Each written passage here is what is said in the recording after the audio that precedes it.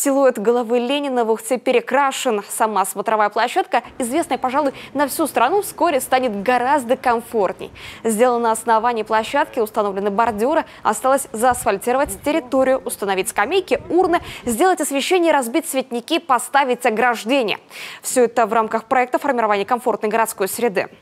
Идем в графике, то есть, да, есть где-то отставание, но тут все связано именно с погодными условиями, где-то с асфальтированием, то есть технику, чтобы не зря не перегонять технику, она где-то есть объекты рядышком, там делается в первую очередь, чтобы потом сюда перегонять. Эта программа показала свою важность, эффективность.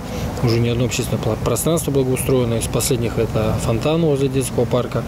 Вот сейчас в этом году у нас в Ухте 4 объекта благоустраиваются. Вот один из них это голова Ленина.